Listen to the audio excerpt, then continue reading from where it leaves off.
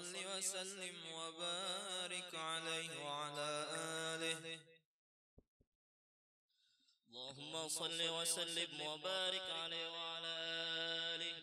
هذا ولما أن أراد إلهنا إظهاره السر المصون الأسعدا اختص آمنة الرضا أما له ولها به أما الهنا وتأبدا.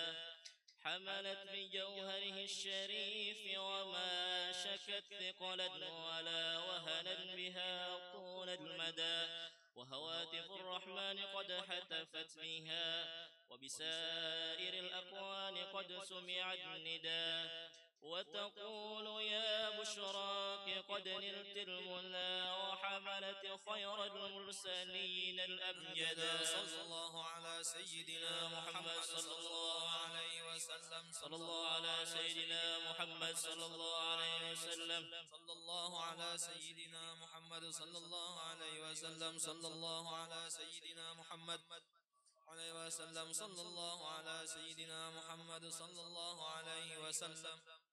وبليلة الحمل المعظم فتحت جنات فردوس وطابت موردا، والملك والملكوت فيها عطرا والأنس وافل والسرور تجددا، وبعامها قد عم خصب في الورى من بعد جدب للبرية أجحدا، وتباشرت بالشرق والغرب الوحوش وبالصفاء طير المصرة غردا، وهيل شرك أصبحت أصنامها منكوسة وهوانها لن يجحدا، وبعام فتح لقبوا ذا العام إذ كم من فتحات به لن تعهدا، وجميع أخبار روت أخباره وزهى بها وجه الزمان توردا، وتقول حان ظهور بدر السعد من أفق العلا لنرى الحبيب ونسعدا. في عامه كل النساء كرامة للمصطفى حملت ذكور الرشدا، ولكم به ظهرت عجائب جمة عنها لقد ضاق النطاق تعددا. يا رب عبر للصلاة ضرهم وأدم عليه سلام ذاتك سرمدا. وسلم وبارك عليه وعلى آله. اللهم صل وسلم وبارك عليه وعلى آله. ولذكر مولده يسن قيامنا. اللهم صل وسلم وبارك عليه وعلى آله. من حمله لما مضى شهران قد وافى المنون أبا النبي الأجودا، وبطيبة قد كان ذلك مذ أتى أخواله من أرض شام مسعدا، وأقام فيها عندهم متوجعا شهرا سقيما صابرا متجلدا، وضريحه قد أشرقت أنواره من زاره نال المنى والمقصدا. ولدى تمام الحمل 9 أشهر حانت ولادة من أتانا مرشدا، وتأرجت أرجاء هذا الكون من نفحاته وبدا الحبور مجددا، وتنفست أنوار صبح طلوعه حتى غدا ليل الضلال مبددا، ولأمه في الطلق جاءت مريم وكذاك آسية التي منحت هدى، وأتى من الفردوس حور معهما ليكون تأنيسا لها وتوددا، فهناك قد جاء المخاض فأبرزت شمس الهدى خير الأنام الأوحدا. صلى الله على محمد صلى الله عليه وسلم. صلى الله على محمد صلى الله عليه وسلم. صلى الله على محمد يا ربي صل وسلم. النبي يا من حضر، يا من حضر، النبي زين البشر، زين البشر،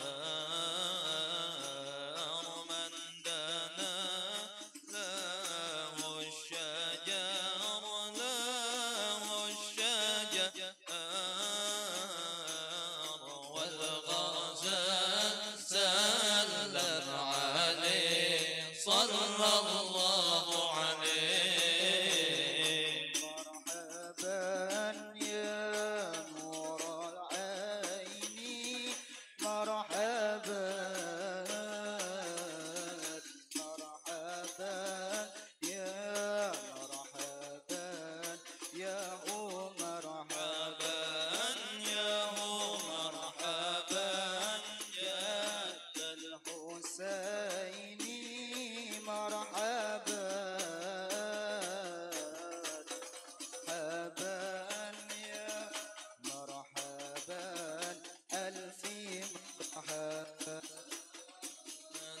النبي كالعروس، ذاك العروس، ذكره يحيي النفوس، يحيي النفوس، النصارى والمجوس، والمجوس أسلموا بين يديه صلى الله عليه.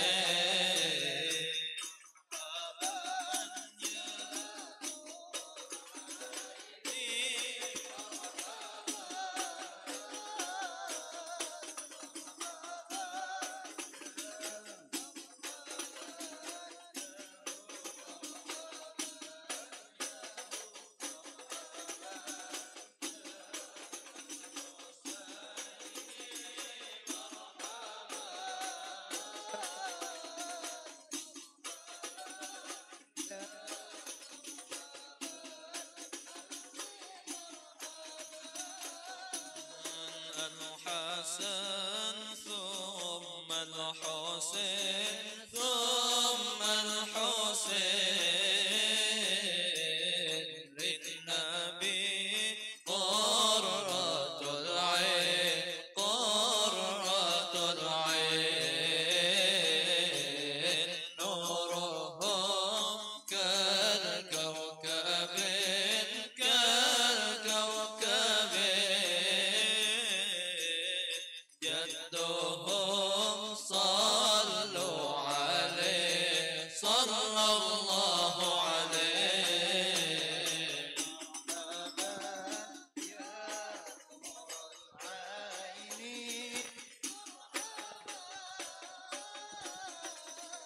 مرحبا يا هو مرحبا جد الحسين، مرحبا مرحبا يا مرحبا ألف مرحبا.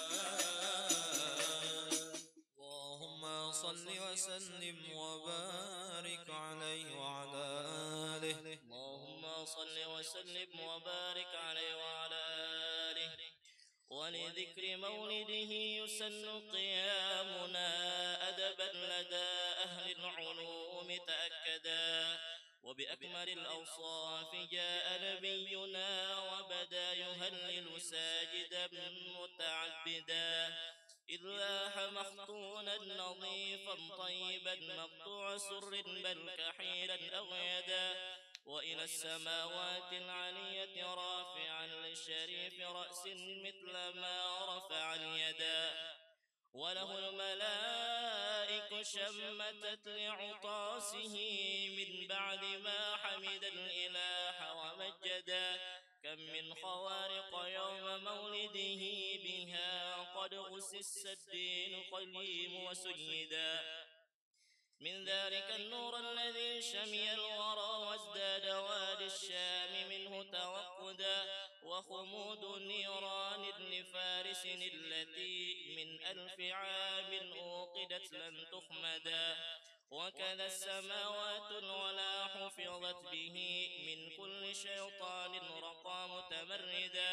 وسماوة فاضت وغادت ساوة وبديع إيوان لكسرى بددا. وبمكة قد كان مولده الذي أحيا القلوب فحب هذا مولدا. وب12 من ربيع الأول في يوم الاثنين المفخم ذي الجدا. وبعام فيل صح ذاك كما أتى وروى الثقات به الحديث معضدا. وبسابع الميلاد أولم جده وأجاد فيه فكان عيدا مشهدا. وبأشرف الأسماء وهو محمد سماه راج ربه أن يحمدا. وله إله الخلق حقق ما رجا لخير محمود له نفس الفداء. يا رب أعطر بالصلاة ضريحه وأدم ذاتك سرمدا. صل وسلم وبارك عليه وعلى آله. اللهم صل وسلم وبارك عليه وعلى آله. قد كان طه المصطفى خير الورى خلقا وخلقا مثله لن يوجدا. مبيض لون قد تشرب حمرة ذا قامة مربوعة سقيت ندى. سهلا لخد كاللحيته التي قد شرفت وعظيم رأس مجدا. أقنى لعرنين أغر وواسعا فمه حوى درا وحسنا أوحدا. وكحيل طرف كان سيدنا كذا ذا جبهة فاقت هلالا أرشدا. وحوى حواجب زججت وتفلجت أسنانه محمر خد أوردا. وإذا مشى متكفئا فكأنما ينحط من صبب على مسترشدا. من حسن طلعة وجهه الشمس اكتست وبنور ضوء جبينه البدر ارتدى. ويفوح من حشد يفوق بطيبه مسكا زكيا مستطابا أجودا. ويعظم الشرفاء والفضلاء ولم يحقر فقيرا بل نداه تعودا. ولأهله ذا خدمة متواضعا لله في دار الفناء زاهدا. والثورب يرقع بل ويخصف نعله والعذر يقبله ويصفح عن عدا. لله يرضى ثم يغضب إن فشت حرماته إذ في عواقبها الردى. وتهابه كل الملوك جلالة ولمن يلاقي بالسلام قد ابتدى. ويمازح الأصحاب حق مزاحه ولهم بنصح لا يزال مسددا. كم من خصائص ليس يحصر جمعها وبها ختام الرسل أضحى مفردا. يا رب أعطر الصلاة ضريحه وأدم عليه سلام ذاتك سرمدا. اللهم صل وسلم وبارك عليه وعلى آله. نبينا الهادي العدناني يسير نور الأكوان. يا نبينا الهادي العدناني يسير نور الأكوان.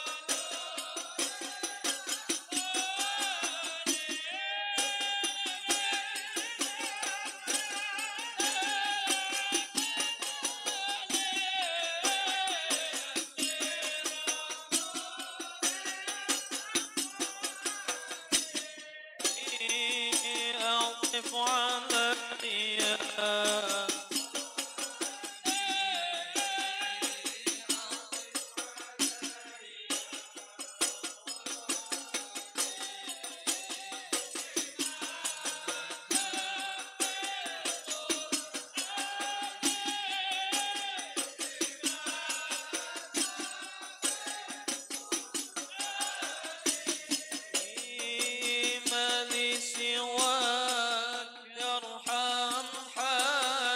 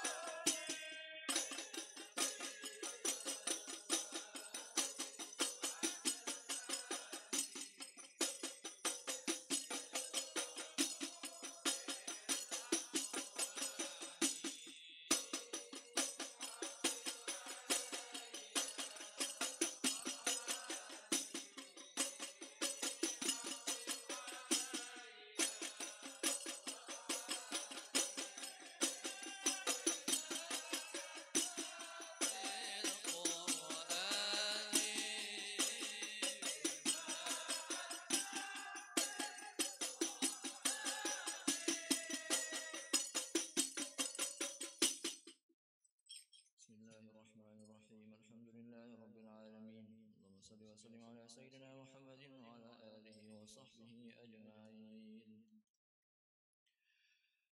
وإلهنا قد تم ما رمناه من نظم بمولده زها متفردا، فلنسأل المولى المقدس ولنقل يا من إليه المنتهى والمبتدى. ندعوك يا غوث العباد بجاهه كن في الخطوب لنا معينا منجدا، وعلى عوائدك الحسان فأجرنا فالكل أضحى بالجميل معودا.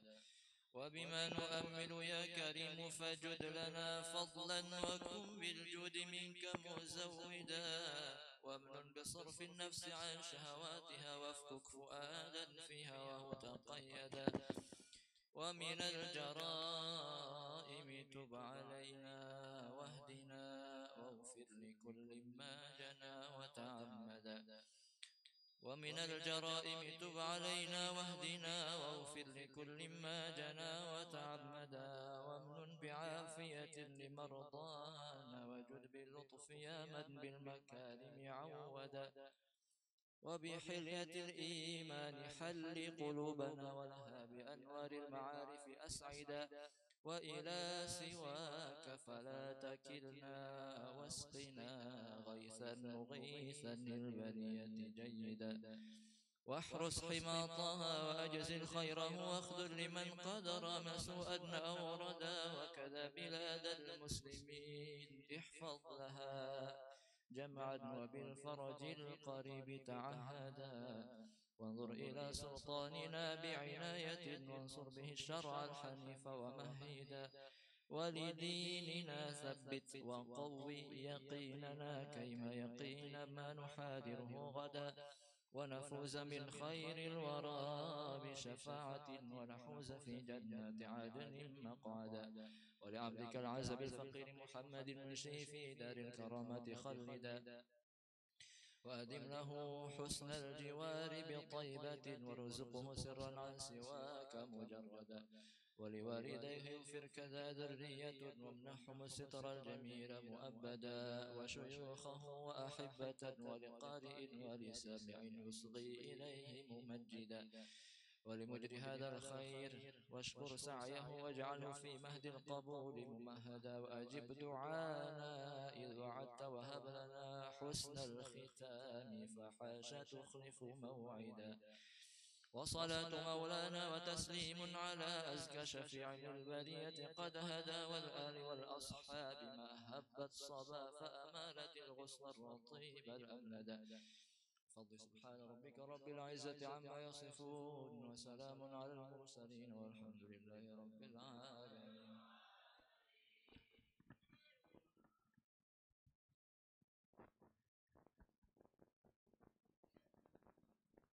الذين آمنوا وتطمئن قلوبهم بذكر الله ألا بذكر الله تطمئن القلوب. فاعلم أنه لا إله إلا الله. لا إله إلا الله. لا إله إلا الله. لا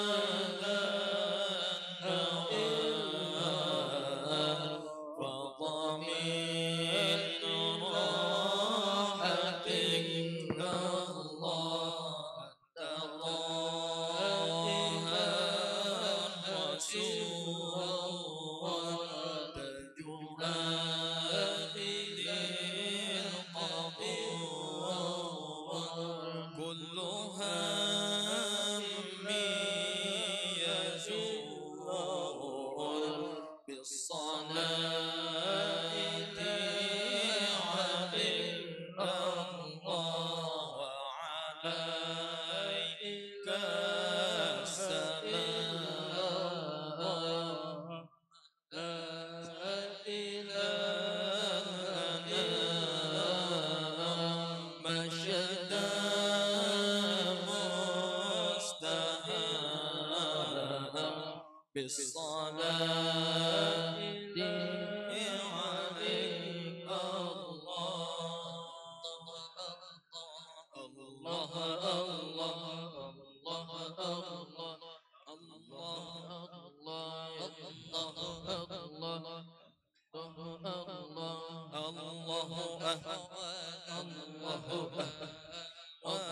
الله واشرب صاحي لا تصح يمم نحونا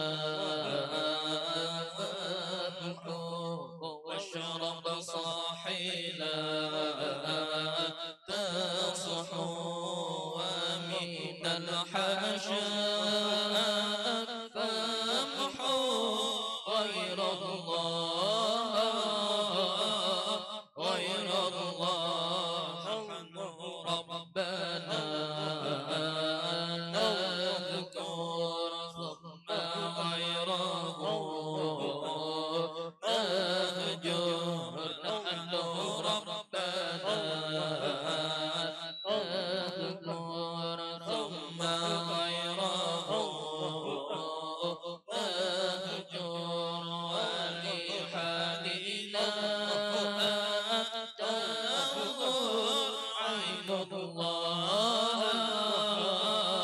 عين الله صاحي دعني في ذكري واعذر فالهوى عذري صاحي دعني في ذكري واعذر فالهوى عذري أنا ليس في سري إلا الله ربنا يا ربنا يا ربنا يا حي يا قيوم نور قلبنا ربنا يا ربنا يا ربنا يا حي يا قيوم نور قلبنا والله ما أسبى العقول وأبدانا والله ما أسبى العقول وأبدانا إلا جمال محمد لما دنا ربنا يا ربنا يا يوم نور قلبنا ربنا يا ربنا ربنا يا حي يا قيوم نور قلبنا قمر إذا كشف اللثام رأيته قمر إذا كشف اللثام رأيته أبهى من البدر المنير وأبدانا ربنا يا ربنا يا ربنا يا حي يا قيوم نور قلبنا ربنا يا ربنا يا ربنا يا حي يا قيوم نور قلبنا العين تدمع والقلب يخشع العين تدمع والقلب يخشع والأذن تسمع لذكر الله والأذن تسمع لذكر الله العين تدمع والقلب يخشع العين تدمع والقلب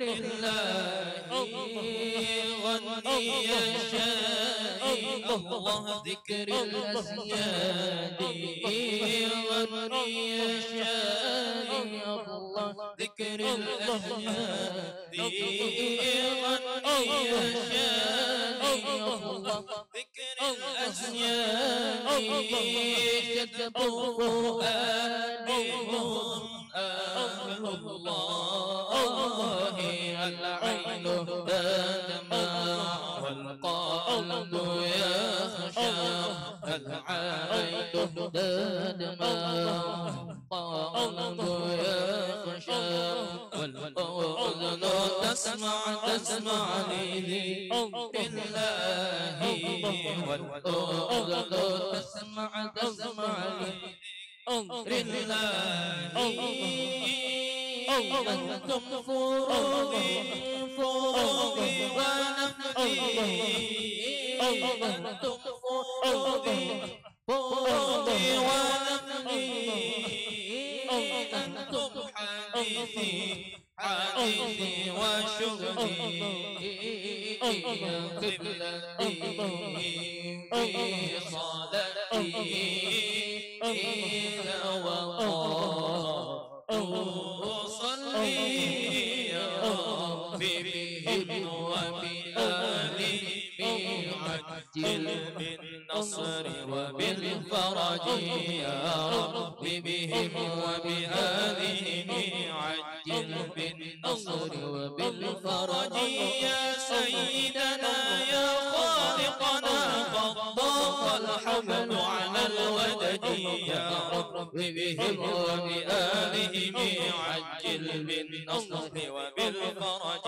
يا ربي بهم وبآلهم عجل بالنصر وبالفرج الشدة أودت بالمهج يا ربي فعجل بالفرج يا ربي بهم وبآلهم عجل بالنصر وبالفرج يا ربي بهم وبآلهم عجل بالنصر بالفرج الله الله الله يا الله الله الله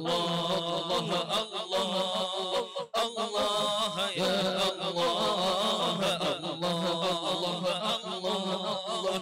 الله يا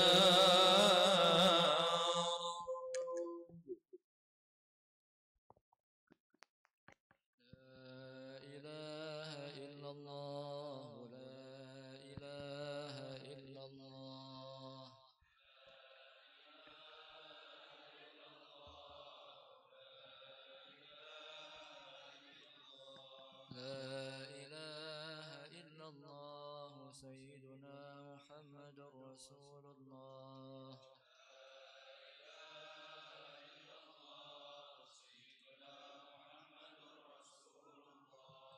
اللهم صل على سيدنا محمد اللهم صل عليه وسلم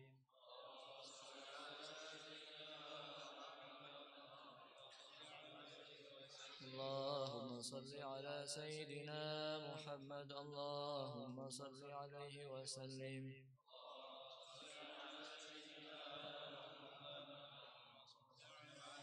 اللهم صل على سيدنا محمد يا رب صل عليه وسلم يا رب سبحان الله بحمده سبحان الله وبحمده سبحان الله بحمده سبحان الله بحمده سبحان الله بحمده سبحان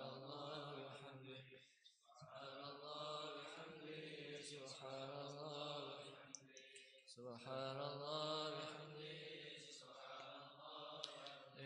سبحان الله سبحان الله وبحمده سبحان الله وبحمده سبحان الله العظيم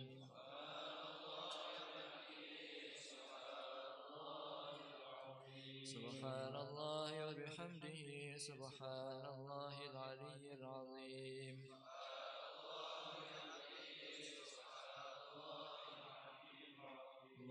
صل على حبيبك سيدنا محمد وآله وصحبه وسلم.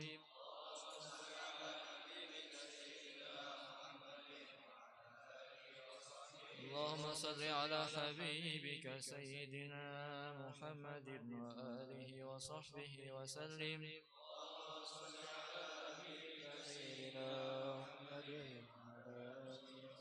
اللهم صل على حبيبك سيدنا محمد وعلى آله وصحبه وبارك وسلم أجمعين.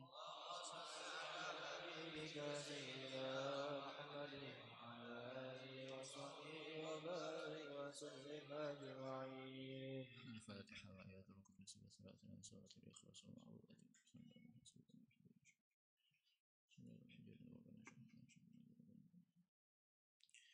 الفاتحة. أعوذ بالله من الشيطان الرجيم. بسم الله الرحمن الرحيم. الحمد لله رب العالمين الرحمن الرحيم مالك يوم الدين. إياك نعبد وإياك نستعين. اهدنا الصراط المستقيم صراط الذين أنعمت عليهم غير المغضوب عليهم ولا الضالين آمين. الله لا إله إلا هو الحي القيوم خذه سنة ولا نوم له ما في السماوات وما في الأرض. من ذا الذي يشفع عنده إلا بإذنه يعلم ما بين أيديهم وما خلفهم ولا يحيطون بشيء من علمه إلا بما شاء.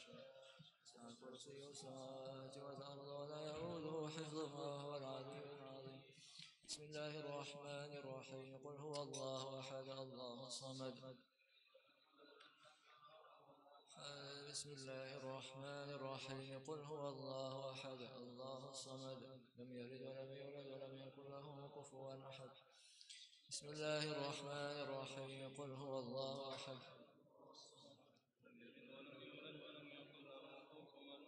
بسم الله الرحمن الرحيم. قل أعوذ برب الفلق من شر ما خلق ومن شر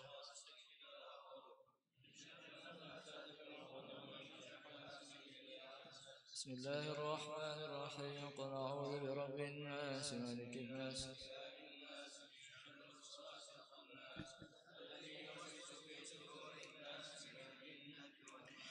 بسم الله الرحمن الرحيم. الحمد لله الذي أنفذ في بريته أحكامه وأجرى بمشيئته أقلامه وقدر على الأنام حمامه وأنزل على نبيه المخصوص بالكرامة كل نفس ذائقة الموت إنما توفون أجوركم يوم القيامة.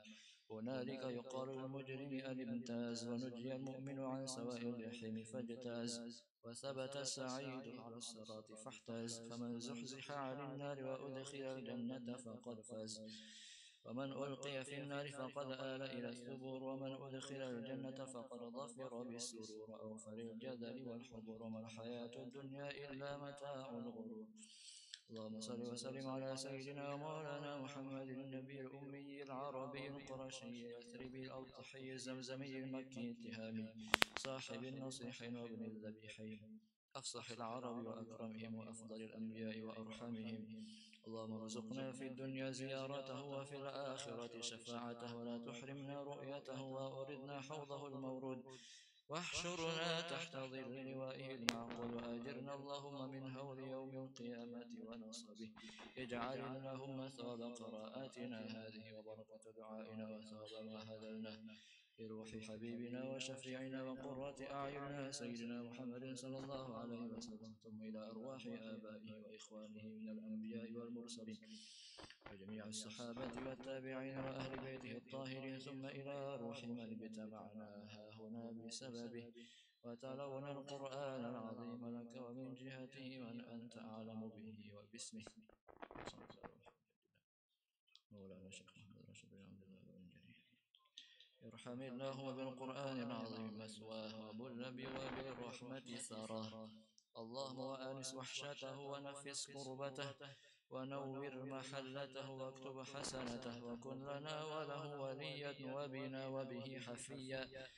اللهم وامح ما كان من السيئات في طرسه وافسح له بالقرآن العظيم ما ضق من رمسه واجعل الحور الكواعب من أنسه. اللهم وآته باليمين كتابه واجعل من النور مستنير جلبابه وصير الجنة بعد ذلك مآبه وجد بعفوك على قبيح أفعاله وتجاوز عن إخطائه وزلزله وألبسه من السندس والاستبرق وآنسه يوم الفزع الأكبر فلا يقلق وثبته على الصراط فلا يزل ولا يزلق اللهم اجعل لنا وله يوم لقائك نورا ونضرة وسرورا وأطيابا ذواقا وكأسا دهاقا اللهم اجعله وإيانا يا مولانا من أهل الوجوه الناظرة التي إلى ربها ناظرة ولا تجعله وإيانا ويا مولانا من أهل الوجوه الباسرة التي تظن أن يفعل بها فاقرة إنك أهل التقوى وأهل المغفرة اللهم أنزل الرحمة على أهل القبور اللهم أنزل الرحمة على أهل القبور اللهم أنزل الرحمة على أهل القبور واغفر للمسلمين والمسلمات والمؤمنين والمؤمنات الأحياء منهم والأموات من مشارق الأرض إلى مغاربها أدخل اللهم عليهم يا كريم في قبورهم الروح والريحان والفسحة والرضوان والبشارة والأمن بجوارك رفيع الجنان إنك كريم منان اللهم ونحن من عبيدك الضعفاء الفقراء المساكين المحتاجين المقصرين فارحمنا إذا صرنا إلى ما صاروا إليه قبلنا فبارك اللهم لنا ولهم فيما صاروا إليه ولنا واجعل فيه فرحنا لا ترحنا واجعل ملك الموت عليه السلام بقبض أرواحنا شفيقا رفيقا رؤوفا رحيما حفيا اللهم وكما أنعمت علينا جميعا بالإسلام والإيمان فثبتنا عليهما عند الانتقال إلى دار الحيوان وأحلنا دار الكرامة والرضوان وحل بيننا وبين دار سرابيل أهلنا قاطرا وجعلنا من العصابة التي أخذت الكتب الإيمان كتب بالأيمن ومن من ثبتت منه على الصراط القدما ويتحف بالخيرات الحسن في مقعد صدق عند حضرة العزيز الرحمن ورافق اللهم بنا وبه وبالمسلمين مع من كان صديقا ونبيا في جنتك التي لا يسمعون فيها لغوا إلا سلاما ولهم رزقهم فيها بكرة وعشيا ربنا اغفر لنا ولإخواننا الذين سبقونا بالإيمان ولا تجعل في قلوبنا غلا للذين آمنوا ربنا إنك رؤوف رحيم صلى الله على سيدنا محمد وآله وصحبه وسلم سبحان ربك رب العزة عما يصفون وسلام على المرسلين والحمد لله رب العالمين.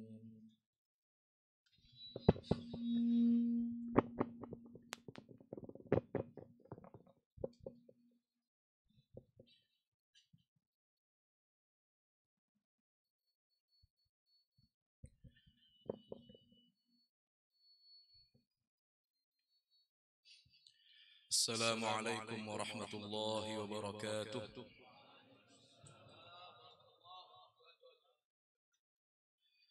الحمد لله الذي فقه في الدين من اصطفاه من العلماء، والصلاة والسلام على سيد المرسلين وخاتم الأنبياء وعلى آله وأصحابه السادة الأولياء. قال تعالى: إنما يخشى الله من عباده العلماء.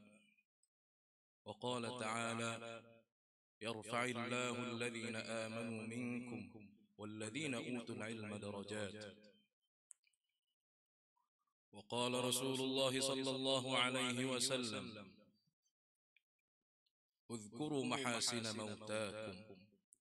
صدق الله العظيم وصدق رسوله الكريم ونحن على ذلك من الشاهدين.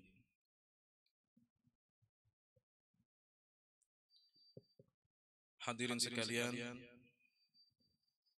pada malam ini kita memperingati haul Maulana Syekh Muhammad Arsyad bin Abdullah Al-Banjari,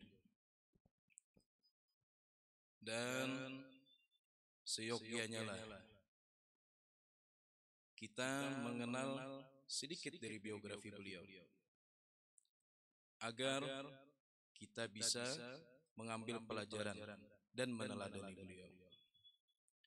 Maulana Syekh Muhammad Arsyad Al-Banjari dilahirkan dari sepasang suami istri yang saleh dan salihah yang bernama Abdullah dan Aminah di suatu kampung yang bernama Lokgabang. pada tanggal 15 Safar 1122. Ada yang mengatakan 1123. Beliau dididik oleh kedua orang tuanya dengan didikan yang sangat baik. Dan di masa kecilnya, Maulana Syekh Muhammad Arsyad bin Abdullah Al-Banjari sudah kelihatan kelebihan yang dia punyai dibanding teman-temannya. Jadi beliau sewaktu kecil itu sudah diberikan kecerdasan yang luar biasa. Dan beliau itu punya bakat yang mungkin tidak semua anak kecil mempunyai, yaitu bakat menulis dan melukis. Karena rata-rata yang namanya pelukis itu walaupun basicnya bakat, tapi bakat itu tidak kelihatan sewaktu kecil. Walaupun masih kecil, pelukis tidak akan begitu indah juga lukisannya. Akan tetapi Maulana Syekh Muhammad Arsyad Al-Banjari sedari kecil lukisan beliau itu sudah seperti orang dewasa, seperti pelukis hebat. Sehingga waktu umur beliau 7 tahun, saat itu Sultan datang ke Lok Gabang. Lalu beliau melihat lukisan. Takjub beliau, betapa indahnya lukisan ini. Dicari tahu siapa yang melukis ini. Ternyata yang melukis itu adalah anak-anak. Tambah takjub lagi beliau. Lalu beliau meminta izin kepada kedua orang tua dari Syekh Muhammad Arsyad agar membawa Syekh Arsyad ke keraton agar dididik di sana.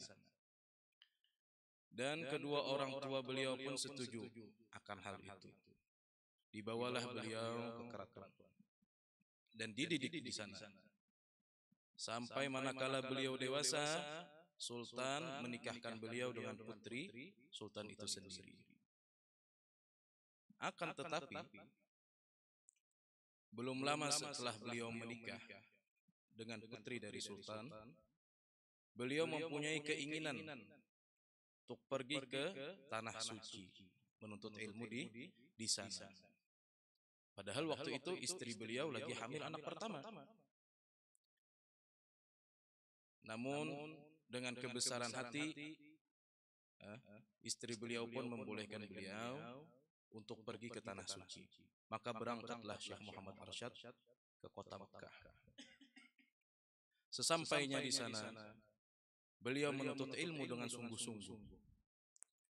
Sehingga diceritakan bahwa beliau tidak mengenali jalan-jalan kota Mekah, melainkan jalan menuju ke Masjidil Haram dan jalan menuju ke rumah guru-gurunya.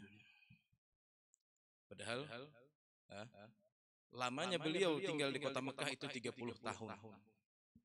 Kalau kita baru maba udah tahu Kairo di mana-mana aja. Ya kan? Syekh Arsyad 30 tahun di Mekah, yang tahu jalan cuma jalan ke Masjidil Haram, jalan ke rumah guru-gurunya. Jadi sungguh-sungguh beliau di dalam menuntut ilmu, karena itulah kunci mendapatkan ilmu. Setelah 30 tahun beliau menuntut ilmu di Makkah, lalu beliau datang ke kota Madinah, dan di sana beliau berguru kepada Syekh Muhammad bin Sulaiman Al-Qurdi. Ini adalah seorang pakar mazhab Syafi'i dan mufti Syafi'iyah di sana. Juga berguru kepada Syekh Muhammad bin Abdul Karim As-Samman Al-Madani, Syekh Samman, yang mana Syekh Samman inilah yang menjadi mursyidnya Maulana Syekh Muhammad Arsyad bin Abdullah Al-Banjari, yang mana nanti beliau akan membawa tariqat Sammaniyah ini pulang ke Banjar. Kalau kita perhatikan uniknya ya, sebenarnya Syekh Samman Al-Madani kalau dilihat dari usia itu lebih muda daripada Syekh Arsyad Al-Banjari. Dan mereka berdua sama-sama ngaji ke Syekh Muhammad bin Sulaiman Al-Qurdi. Bahkan usia terpautnya cukup jauh lah, sekitar 10 tahunan kalau nggak salah. Antara Syekh Saman dan Syekh Arsyad. Namun yang kita dapat pelajari di sini apa? Yang namanya ilmu tak kenal umur. Ya kan? Al-hikmatu dhallatul mu'min. Dimanapun dapat, ambil. Dan Syekh Arsyad melihat bahwasanya Syekh Saman itu mempunyai kelebihan yang tidak dimiliki ulama lainnya di bidang tarbiyah. Maka beliau bergurulah kepada Syekh Saman Al-Madani dan mengambil tarikatnya. 5 tahun lamanya beliau di Madinah, beliau ada niatan untuk ngaji lagi. Kemana? Ke Mesir. Karena di Kairo ada Al-Azhar. Walaupun universitasnya belum ya, tapi orang dulu ngajinya di jamiah, di masjid. Akan tetapi guru beliau, Syekh Muhammad Sulaiman Al-Qurdi, mengatakan cukuplah ilmu yang sudah kamu pelajari ini, lebih baik kamu kembali ke tanah airmu dan menyebarkan ilmu. Dan beliau turuti apa nasihat guru itu. Pulanglah beliau ke tanah air. Sedatangnya di tanah air, ternyata beliau udah punya cucu. Ya kan? Karena kan beliau tadi waktu pergi dari tanah air menuju ke kota Mekah, itu kan istri beliau hamil. Ya ditinggal selama 35 tahun. Ya, anaknya udah gede, udah melahirkan cucu, sudah melahirkan cucu. Jadi waktu beliau datang tiba-tiba ada cucu yang bernama As'ad. Yang mana cucu pertama beliau inilah yang dikatakan mewarisi seluruh ilmu beliau. Nah, setelah itu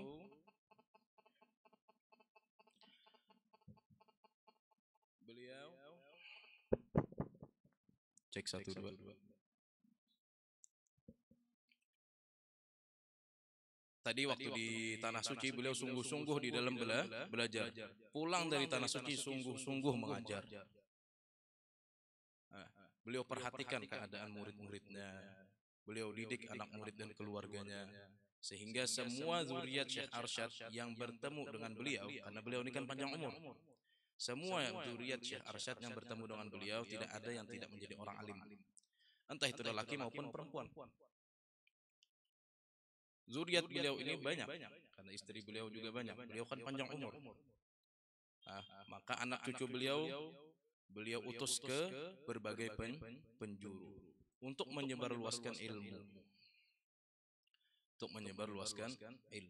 Maka tersebarlah di seluruh penjuru Kalimantan zuriat-zuriat beliau, bahkan di luar Kalimantan sekalipun. Sampai ada yang di Malaysia dan di mana-mana.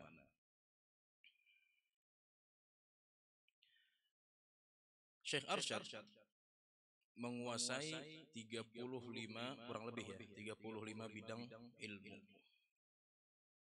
35 ilmu. Kalau kita hitung, kita kan di Al-Azhar nih, muqarrar ini beda-beda ya kan, ada yang syariah, ada yang usul, yang usulnya ada yang hadis, ada yang tafsir, ada yang akidah. Kayaknya nggak cukup juga sampai 35 ya kan? Karena Syekh Arsyad nuntut ilmunya sampai ke ilmu astronomi, ilmu fisika, ilmu biologi itu dikaji. Jadi Syekh Arsyad itu orangnya modern, mengikuti perkembangan zaman karena itu diperlukan. Ilmu yang bermanfaat itu yang membawa kita kepada ketakwaan apapun ilmunya. Ngaji ilmu tasawuf tapi merasa paling suci ya kan? Lah itu tidak jadi manfaat. Jadi Syekh Arsyad itu menguasai menguasai bukan tahu ya. Kalau tahu kita terkadang tahu, ya kan? Tahu ilmu psikologi ya tahu, ilmu fisika tahu. Tapi menguasai kan? Enggak. Kalau Syekh Arsyad ini menguasai ilmu-ilmu tersebut. Sehingga ilmu hisab, ilmu falak diceritakan bahwa sewaktu di Mekah Syekh Muhammad Arsyad pernah menikahkan putrinya, karena kan beliau tahu kalau beliau punya anak, dinikahkan dengan teman beliau, Syekh Abdul Wahab Bugis. Lalu sepulangnya beliau dari tanah suci menuju ke tanah air, ternyata anak beliau tadi sudah nikah. Kan tadi diceritakan beliau pulang-pulang sudah punya cucu, ya kan? Beliau pulang-pulang sudah punya cucu. Karena itu anak beliau tadi sudah nikah ternyata, dan sudah melahirkan anak yang bernama As'ad tadi. Lalu coba lihat kedalaman ilmu beliau. Beliau dihitung kembali. Ternyata beliau terlebih dahulu menikahkan putrinya dengan Syekh Abdul Wahab Bugis. Lebih dahulu sejam kurang lebih kalau tidak salah. Sebelum putrinya menikah dengan suaminya di Banjar. Itu kehebatan Syekh Arsyad. Kita tahu dari mana gitu ya kan? Orang kalau udah tahu ilmu hisab, ilmu falak itu ngitung jangankan ke belakang, yang akan datang pun bisa dihitung. Jadi setelah dihitung-hitung, ternyata lebih dahulu Syekh Arsyad menikahkan putrinya dengan Syekh Abdul Wahab Bugis ketimbang putrinya menikah di Banjar. Itu pun selisihnya sedikit, bukan sehari 2 hari. Ada yang mengatakan itu cuma sekitar sejam. Maka otomatis istri itu adalah anak beliau itu, putri beliau itu adalah istri sahnya Syekh Abdul Wahab Bugis. Maka difasahlah nikahnya putri itu dengan seorang lelaki yang bernama Usman kalau tidak salah. Orang dalam pagar lagi. Kampung Melayu. Orang Kampung Melayu. Dari tadi kita membahas Syekh Arsyad. Lalu mungkin ada yang bertanya-tanya di mana karamatnya. Ya kan? Sebenarnya kalau kita lihat karamat Syekh Arsyad itu banyak sekali. Ya kan? Bisa dibaca sendirilah tentang karamat beliau. Namun yang bisa kita teladani itu adalah bagaimana beliau menuntut ilmu, bagaimana beliau menyebarkan ilmu itu. Lah kalau Anda ceritain karamat beliau, bisa nggak ngikutin? Kan? Beliau itu orang wali besar. Imam Al-Bulqini mengatakan, apa yang Allah bukakan kepada para ulama dan fuqaha dari permasalahan-permasalahan, kemudian kitab-kitab, itu lebih besar manfaatnya daripada karamat-karamat para aulia. Alasannya kenapa? Karena yang pertama tadi, manfaatnya bisa diambil orang banyak, muta'addi. Kalau karamat kan itu cuma qasir, cuma terbatas di situ aja. Ya. Tapi kalau kitab-kitab yang dikarang beliau, kemudian permasalahan-permasalahan yang dipecahkan oleh beliau, nah itu kan manfaatnya kita dapat juga. Maka itu lebih besar manfaatnya. Ana tidak mau berpanjang-panjang karena mungkin sudah pada lapar di sini, ya kan. Sebenarnya kalau kita ceritakan cerita beliau ini begitu panjang. Umur beliau jadi panjang, ya kan? Apalagi cerita kisah hidup beliau. Manakala beliau sudah menyelesaikan tugasnya di dunia ini, maka Allah memanggil beliau ke hadratnya pada tanggal 6 Syawal 1227 Hijriah. Maka menangislah langit di saat itu, turun hujan deras. Karena orang-orang yang disayang Allah itu, langit dan bumi menangisinya kalau meninggal. Beda kalau orang-orang yang dimurkai Allah. Kalau orang-orang yang dimurkai Allah, apa di dalam Al-Quran? Fama bakat alaihimus sama wal ard. Langit dan bumi tidak akan menangisinya. Itu kalau orang tidak disayangi Allah. Tapi kalau orang yang disayangi Allah, langit dan bumi menangisi. Kenapa? Karena langit itu tempat naiknya amal ibadah. Kalau orang ini meninggal, ya tidak naik lagi. Sedih, ya mana nih, tidak ada lagi amalnya naik. Bumi, kenapa menangis? karena tidak disujuti lagi oleh si orang soleh tadi. Jangankan manusia, jangankan anak cucu, langit dan bumi pun menangis kalau ditinggalkan orang-orang soleh. Semoga kita dikumpulkan dengan mereka semua.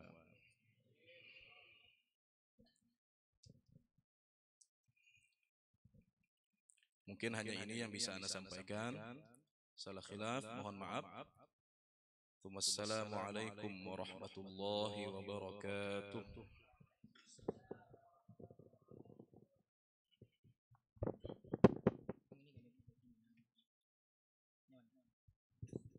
Cek dulu.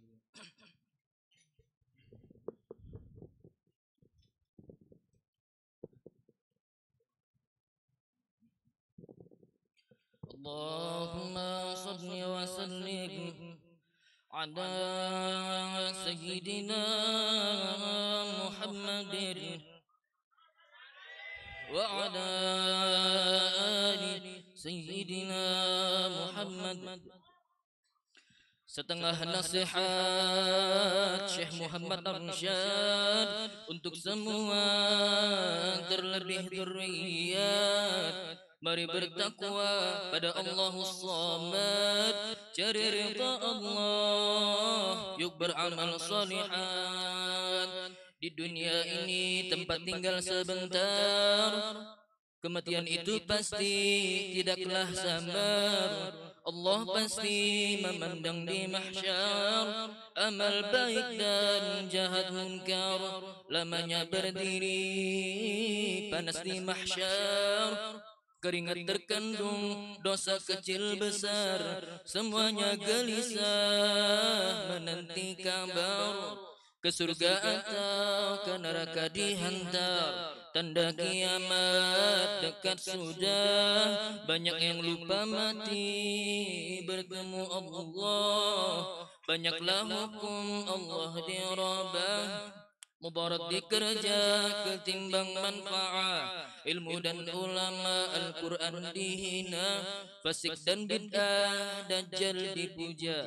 Sesama muslim bermusuh-musuhan, bermaksiat bangga malah dinyatakan. Sedikit amalan banyak yang khianat, selalulah rugi yang bermaksiat. Banyak serupa lelaki perempuan, yang bertaubat pasti dapat keberuntungan. Mari lagi hadirin kita dengar setengah nasihat Syekh Kashful Anwar. Hidup di dunia juga sebentar, bagai musafir yang singgah berlayar. Tuntutlah ilmu yang menambah gamar, kepada akhirat gurunya pun benar. Guru yang zuhud tiada sesumbar, guru tak puji diri orang lain ditengkar. Dengan ibadat jangan berpegang, itu nimbulkan ujub pahala hilang. Hendaklah takut Tuhan penyayang, berharap semua ibadat kita ya Rabb jangan hilang. Beramal soleh sungguh-sungguhkan, ingatlah selalu dengan kematian. Cita-citamu pendekkan, dengki dan pemarah jauh kau tinggalkan. Jika wajahmu jelek sudah, ditambah hidupmu miskin susah. Jaga lidah dusta menggibah, gunakan lidah zikir salawat ibadah. Seyogyanya jika guru ditanya masalah ilmu yang tak tahunya, aku tidak tahu, jangan malu-malunya. Itu tanda wara dan ilmunya sempurna. Ya dan al-arsyadi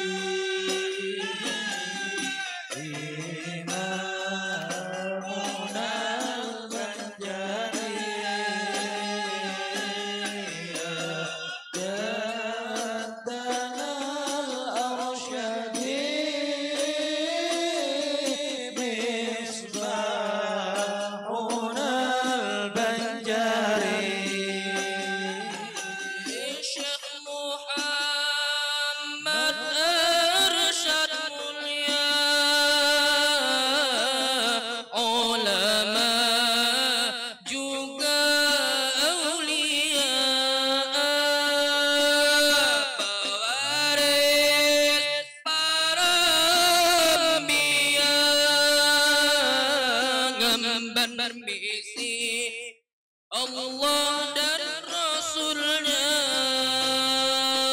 Abdur Rahman Siddiq berkata, tak ada pangkat tingginya setelah pangkat nubuwahnya,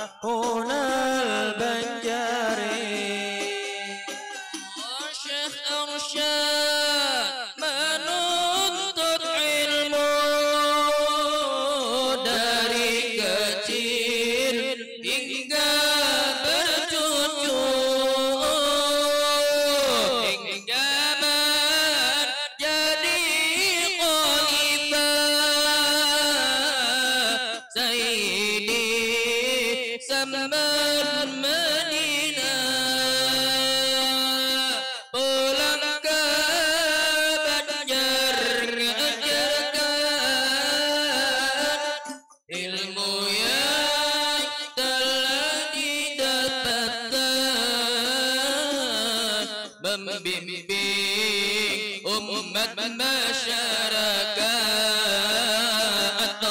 bil khusus anak zurriyat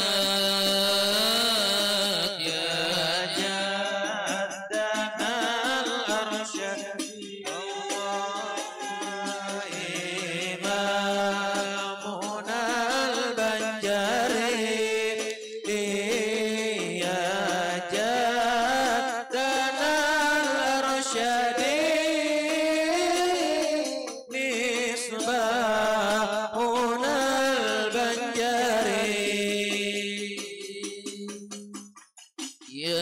dan al-arsyadi imamun al-banjari ya dan al-arsyadi imamun al-banjari ya dan al-arsyadi misbahun al-banjari ya dan al-arsyadi misbahun al-banjari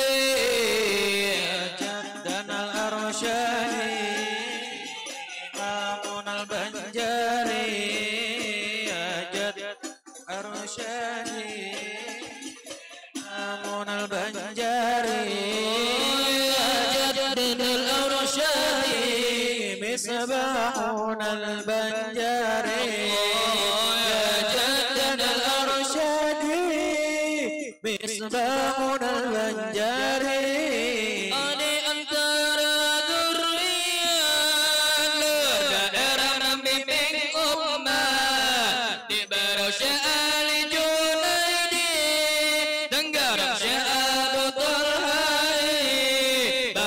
Syekh bin Abdur Rahman Syekh Ahmad Bali mau digandangan Syekh Saduddin Taniran gandangan Syekh Salman Farisi dirantawan Jaddan al-arsyadi imamun al-banjari Jaddan al-arsyadi imamun al-banjari arsyadi misbahun al-banjari ya jaddan al-arsyadi misbahun al-banjari Abu Hamid disampitan Muhammad Arsyad Pagatan Amun Qadi Marabahan Abdus Samad Qadi Banjarmasin Jamaluddin Mufti Sumatera Syekh Abdur Rahman Mufti dipanggil Syekh syarwani abadan bagar marmazuri ya Allah ya Allah ighfir dhunubana wa kada walidina wa masyayikhna ya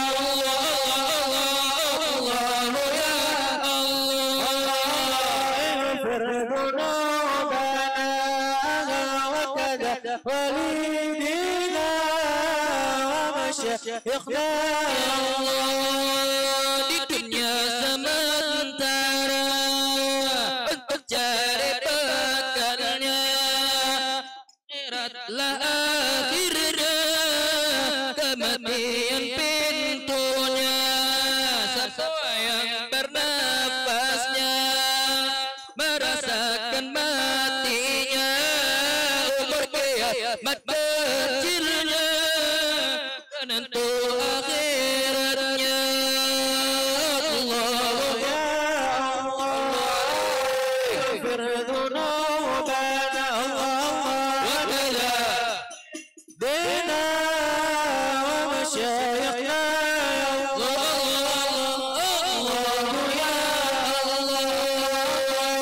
ighfir dhunubana wa kada walidina wa masyayikhna ya Allah Nabi telah bersabda manusia wafatnya semua amal putusnya hanya juga ngikutnya pertama amal jariah kedua ilmu manfaat anak soleh dan solihah doakan ibu ayah Allah Allah Allah ya Allah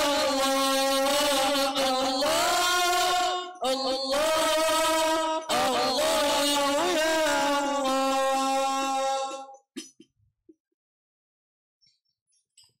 Allahumma shalli wa sallim wa barik alaihi wa ala alihi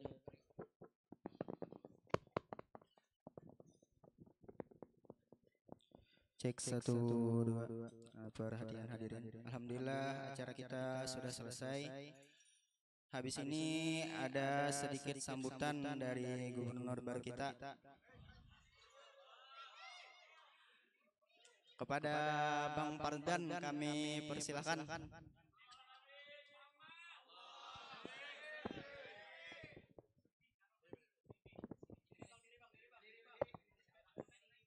Waduh, mun berdiri ini di podium kah? Berdiri ini kelihatan pada ada contekannya nah. Mohon maaf dulu lah seberatan, mohon maaf benar.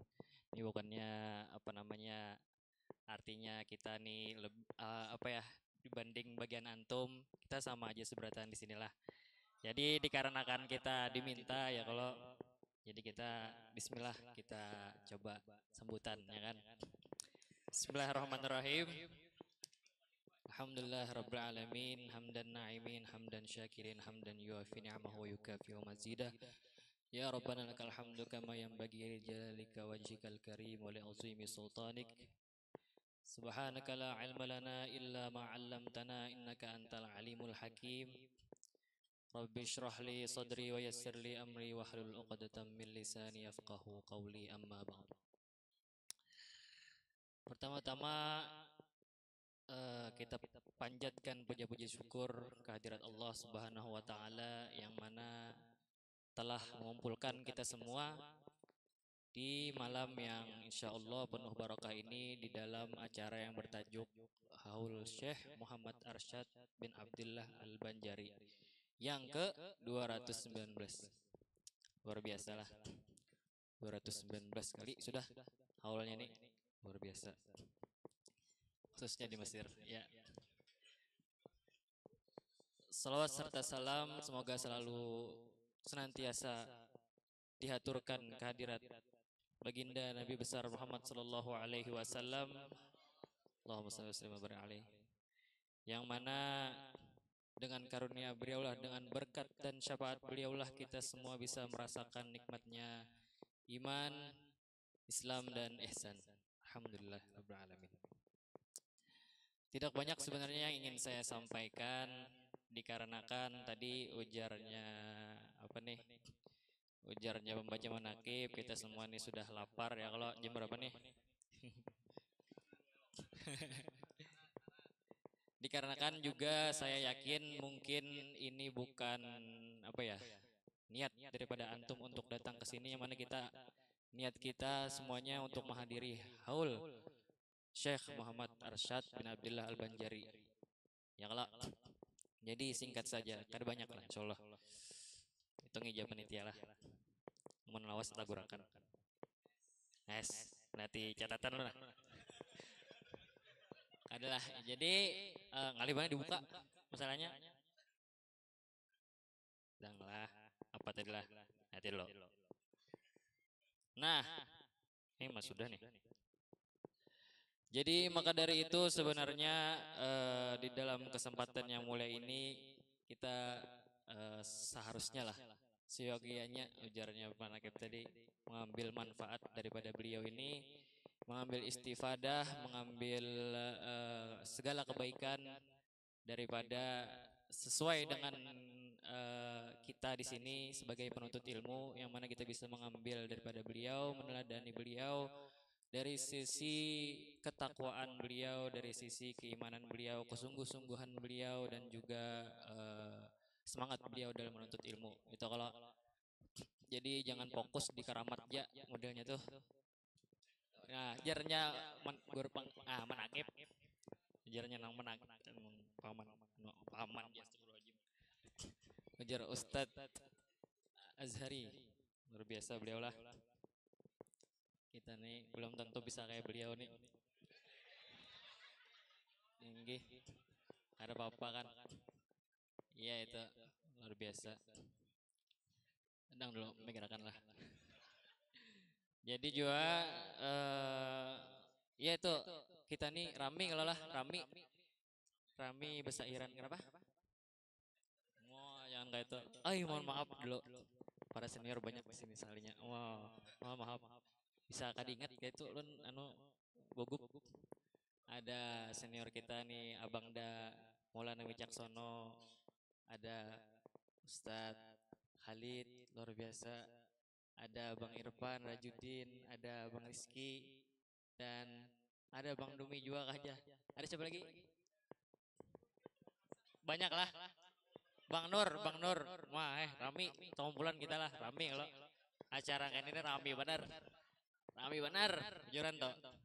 Rami kita di sini berkumpulan ya kalau memasakan, gagayaan, Rami lah kumpulan. Makanan pelanggannya terakhirnya kalau nah kurang apa lagi luar biasa. Terima kasih banyak kepada panitia lah. Panitia ini luar biasa juga. Mulai dari tadi nah pojok-pojok. Ini ada yang lebih bisa Banjar kah? Oh, mohon maaf dulu lah, anak apa ya bahasa Indonesia? Anak apa ya bahasa Indonesia lah. Cobalah nih. Jadi memang begitu kultur yang ada di KMKM kalau kata tahun semalam tuh. Soalnya anu nonton tahun semalam tuh. Oh kayak ini jangan nih sebutannya. Nah, itu dah 4 ya. Jadi kayak itu daripada Ustadz Jaki ya kan. Ini adalah memang identitas kita. Identitas daripada KMKM itu sendiri. Acaraan melihan kayak ini terkumpulan astagfirullahaladzim Banjar pulang. Amaliahan terkumpulan daripada orang-orang yang amilin dan juga abidin begitu. Insyaallah semuanya berkah ya kalau.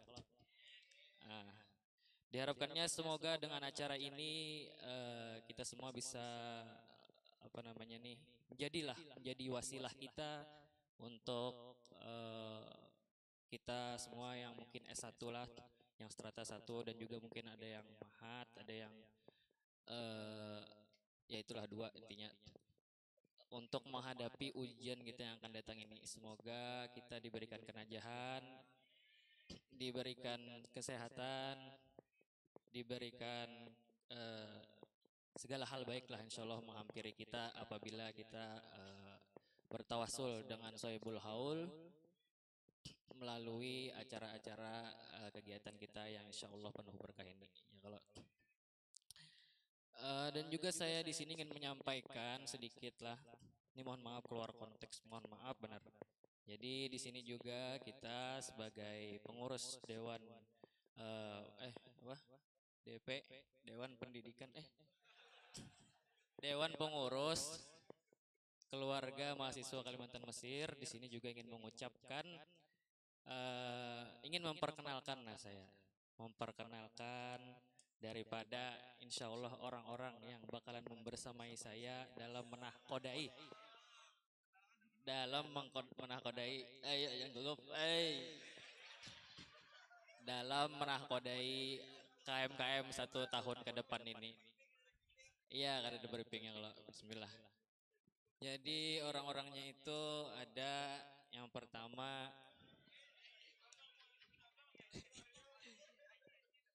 Ustadz Ahmad Hadi. Nah, Ustadz Ahmad Hadi. Jadi karena misalnya tetamu sidin lah, rawa aja, salimi aja, blok balik berapa juga. Ustadz Ahmad Hadi dan juga insya Allah dengan wakil saya satunya yaitu Ustadz Hijli lah, Anjung ya kalau. Ya, jadi santai ya anu lah kalau mana apa-apa kita tapi itu kan apa itu di atas kertas aja kita sama-sama aja bakawanan seberatanya loh. Kita berteman semuanya, tidak ada hierarki di sini, tidak ada atas, tidak ada bawah, kita semua yang namanya apa namanya nih, yang namanya keluargaan, maka kita di sini harus yang muda menghormati yang tua dan juga yang tua itu pastinya menyayangi yang muda-mudanya. Kayak itu ya kalau juga di sini dalam kesempatan kali ini saya ingin menyampaikan bahwasanya dengan ini juga dengan acara ini, acara peringatan haul Datuk Kelampayan ini menjadi acara terakhir kita di dalam termin ini, yang mana artinya kita akan menutup segala kegiatan untuk menutup segala kegiatan pada termin ini untuk kita sama-sama fokus dalam belajar dan juga berjuanglah untuk kita nanti ujian begitu, insya Allah lah. Semoga, nah terakhir dan sudah nih, semoga nih dah. Semoga dengan ini, dengan acara ini, kita semua, acara ini diberkahi oleh Allah Subhanahu Wa Taala. Kitanya bagi yang tadi kita yang membacakan daripada Maulid Azab ya Allah tidak, Maulid Azabi itu diberikan keberkahan oleh Allah Subhanahu Wa Taala, dan juga bagi kita yang mendengarkannya insya Allah amin amin ya rabbal alamin. Baik, mungkin tidak banyak yang bisa saya sampaikan, banyak ada nih ya, mungkin itu saja yang bisa saya sampaikan dalam kesempatan kali ini. Insya Allah kalau misalkan kita diberikan umur yang panjang, diberikan kesempatan untuk bertemu lagi, pastinya kita sangat-sangat ingin sekali bertemu kalian semua, warga-warga keluarga mahasiswa Kalimantan Mesir sekalian di sini insya Allah. Ya kalau kita pertemuan pulang insya Allah misalnya tadi panjang umur ya kalau. Amin. Ya mungkin itu saja yang bisa saya sampaikan. Salah hilapnya mohon dimaafkan. Wabillahi taufiq wal hidayah. Waridhu wal inayah. Assalamualaikum warahmatullahi wabarakatuh. Pengacauan jadang pengacauan. Ya.